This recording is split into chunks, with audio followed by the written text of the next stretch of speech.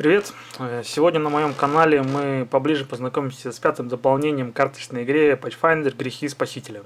5 сценариев, 9 новых локаций, прислужники, злодеи и прочие стандартные карты, кроме благословений.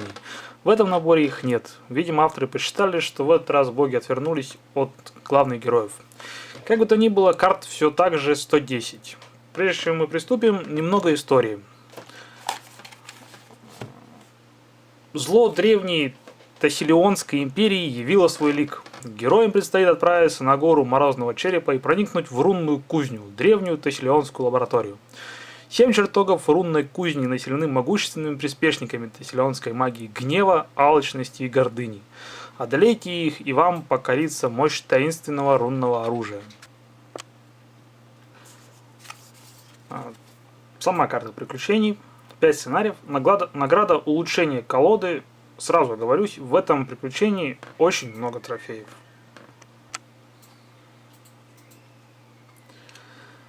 Сценарий первый. Под сендпоинтом. Злодеем выступает Писака. Прислужник Гончая Ламашту. Гонча почему-то требует проверку мудрости 10 для каждого персонажа в локации. Писака вызывает случайного монстра, с которым должен сразиться персонаж. Победить его с первого раза нельзя. Наградой в этом сценарии является 2 трофея. Сценарий номер 2. Морозный череп. Злодеем тут дракон Аркрист. Прислужником каменная голова. Каменная голова будет легким препятствием для магов, так как для победы нужно всего лишь захоронить заклинание. А вот если вступить с ней в бой, то в случае победы она все равно может нанести урон электричеством. Аркрист при любых раскладах перед боем наносит либо 1 урон холодом, либо 1d4 урона холодом, в зависимости от проверки. В чем особенность этого сценария? Так в том, что он формируется не как обычно. Выглядит это примерно вот так. То есть Аркрист всегда в центре. Даже победив героев, он сбегает на свое прежнее место. 7 колод каменных голов формируют саму гору Морозный Череп.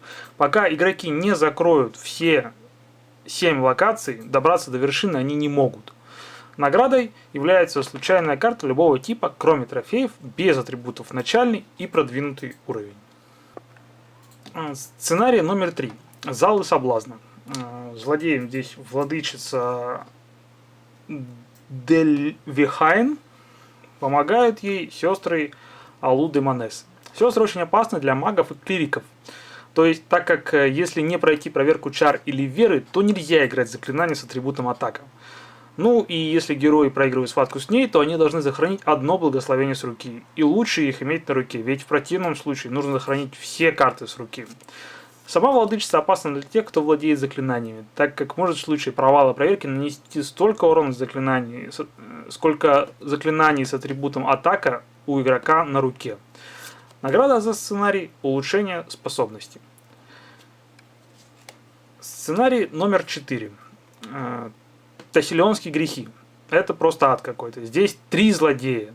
Так как мы играем вдвоем, то добавляется еще прислужник Зей-1 Зериок. Вот он. Если игроков больше, то добавляется еще один прислужник. Иллюзия Враксериса. Чтобы убить в этом сценарии, нужно рядом с картой сценария выложить всех 3 злодеев. Награда 3 трофея.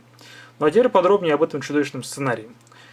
Иллюзия Враксериса вынуждает пройти проверку мудрости со сложностью 10. И в случае провала игрок перезаряжает руку и берет 1 карту.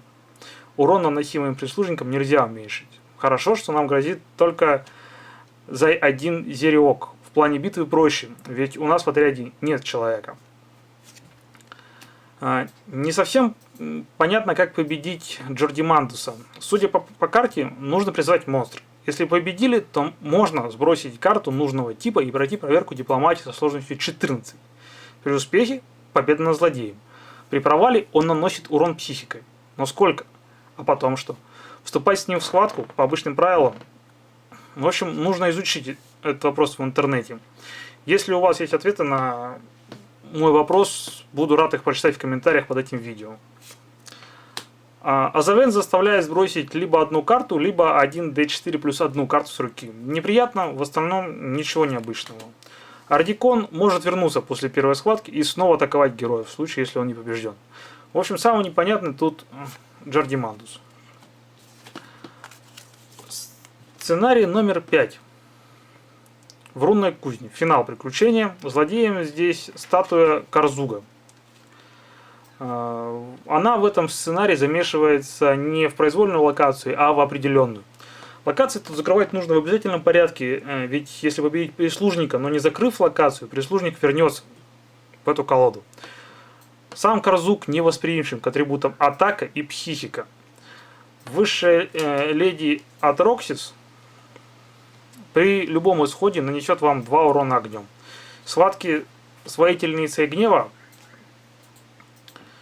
провалив проверку ловкости или акробатики, можно получить урон от огня. Награда в этом сценарии – рунное оружие. Вот так приключение нас ожидает. Есть несколько вопросов, но думаю, что мы с ними разберемся. В следующий раз мы поговорим о последнем дополнении к игре, которое называется «Шпили Зин Шаласта». Спасибо, что посмотрели. Ставьте лайки, подписывайтесь на канал и не переключайтесь. Будет интересно.